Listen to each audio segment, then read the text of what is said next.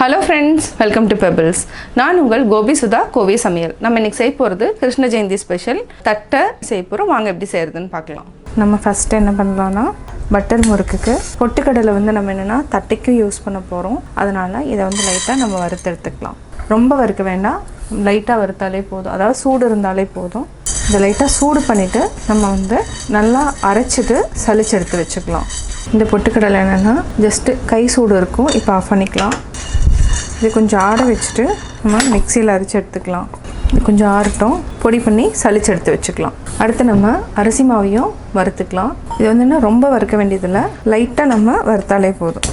இதில் என்னென்னா ஈரப்பதம் இருக்கக்கூடாது. அப்போ தான் அந்த தட்டை நல்லாயிருக்கும், அதாவது நல்லா முறுமுறுப்பாக இருக்கும். இதெல்லாமே என்னென்னா சின்ன சின்ன டிப்ஸ் தான் நான் உங்களுக்கு சொல்கிறேன். அதாவது ஈரப்பதம் இருந்ததுன்னா உங்களுக்கு தட்டை நவுத்து போன மாதிரி ஆயிரும். இப்போ நம்ம ஆஃப் பண்ணிக்கலாம். இப்போ தொட்டு பார்த்திங்கன்னா அதாவது என்னென்னா கோலம் போட்டோன்னா அப்படியே ஜஸ்ட் அந்த ஈஸியாக வரும். அது கரெக்டான பதம். இது கூட நம்ம 1 ஸ்பூன் அளவுக்கு உளுந்து மாவு சேர்த்துக்கலாம். பொட்டுக்கடலை மாவை அரைச்சி சளிச்சு எடுத்துக்கலாம். அடுத்து நம்ம தேவையான அளவு உப்பு சேர்த்துக்கலாம். இது கூட 1 டேபிள் ஸ்பூன் அளவுக்கு நம்ம பொட்டுக்கடலையும் சேர்த்துக்கலாம். அடுத்து மிளகாத்தூள் ஒரு 1/2 டீஸ்பூன் அளவுக்கு சேர்த்துக்கலாம். வாசனைக்கு பெருங்காயம். நம்ம இது எல்லாத்தையும் சளிச்சு எடுத்துக்கலாம்.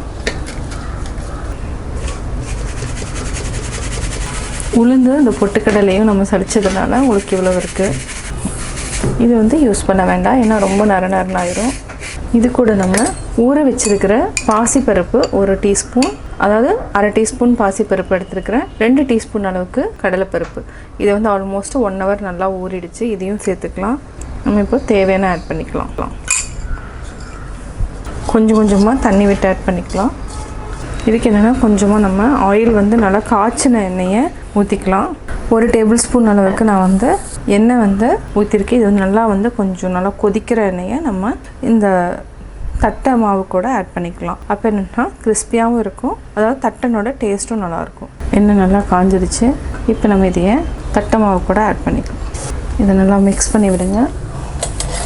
இந்த சூடே ஜாஸ்தி இருக்குது, எண்ணெயினோட சூடு. இப்போ நம்ம கொஞ்சம் கொஞ்சமாக தண்ணி விட்டு செய்யலாம்.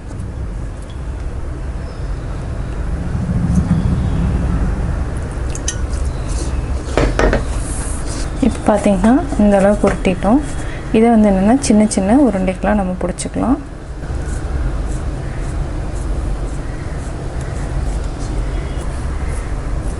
இது பார்த்திங்கன்னா 200 கிராம் மாவில் எவ்வளோ தட்டை வருதுன்னு பார்க்கலாம்.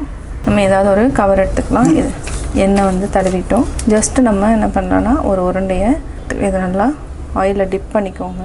அதுக்கப்புறம் இதை உங்கள்கிட்ட டிரான்ஸ்பரண்ட் கவர் இருந்தாலும் சரி, இல்லை இந்த மாதிரி கவர் இருந்தாலும் சரி, ஈவனாக அப்படியே வர மாதிரி இப்போ நம்ம ஓப்பன் பண்ணி பார்க்கலாம். இது என்னென்னா பருப்பு இருக்கிறதுனால கொஞ்சம் நம்மளுக்கு இந்த மாதிரி வரும். இதை அப்படியே லைட்டாக தேய்ச்சிக்குவோம். இதே மாதிரியே நம்ம எல்லா உருண்டைகளையும் எடுத்துக்கலாம். இது எடுக்கிறப்ப என்னென்னா இந்த மாதிரி வரும். இப்போ நம்ம இதே மாதிரி எல்லாத்தையும் போட்டுக்கலாம்.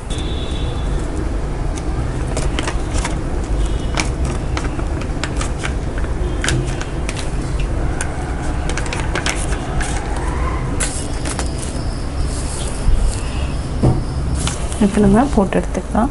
இது சிம்மில் வச்சுட்டு பண்ணுங்கள், ஹை ஃப்ளேமில் வைக்க வேண்டாம். நம்ம 3 தட்டையாக போட்டு எடுத்துக்கலாம். ஜஸ்ட்டு நம்ம எண்ணெய் ஊற்றி வைக்கலாம். இங்கே வெடிக்காமல் இருக்கணும்னா ஃபோர்க்கில் கூட நம்ம லைட்டாக அதாவது என்னென்னா குத்தி விட்டுட்டுனா அப்படியே நிற்கும். அதாவது பூரி மாதிரி உப்பி வராமையும் இருக்கும். இது பார்த்திங்கன்னா பூரி மாதிரி உப்பி வருது. இது வராமல் இருக்கணும்னா நம்ம ஃபோர்க்கில் நம்ம குத்தி விட்டுக்கலாம். அடுத்தது அதை எப்படின்னு சொல்லிடுறேன். நம்ம தட்டை எடுத்துக்கலாம். எண்ணெயை வடிச்சிக்கோங்க நல்லா. இந்த மாதிரி பொன்னிறமாக வரப்பு எடுத்தாலே போதும். இது கரெக்டான பதம். நான் இன்னொரு மெத்தட் உங்களுக்கு சொல்லித்தரேன்.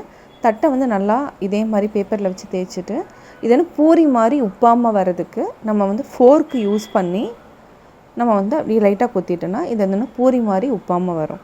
இது 2வது மெத்தட். இப்போ நம்ம போட்டு எடுத்துக்கலாம். இது சிம்மில் வச்சுட்டு பண்ணுங்கள், ஹை ஃப்ளேமில் வைக்க வேண்டாம். நம்ம தட்டை எடுத்துக்கலாம். எண்ணெயை வடிச்சிக்கோங்க நல்லா. இந்த மாதிரி பொன்னிறமாக வரப்பு எடுத்தாலே போதும். இது கரெக்டான பதம். சுவையான தட்டை ரெடி. கிருஷ்ண ஜெயந்தி ஸ்பெஷல் தட்டை எப்படி செஞ்சேங்கிறத பார்த்தீங்க. நீங்களும் வீட்டில் செஞ்சு பாருங்கள். செஞ்சு பார்த்துட்டு உங்களுடைய கமெண்ட்ஸ் எனக்கு சொல்லுங்கள். லைக் பண்ணுங்கள், ஷேர் பண்ணுங்கள், மறக்காமல் சப்ஸ்கிரைப் பண்ணுங்கள்.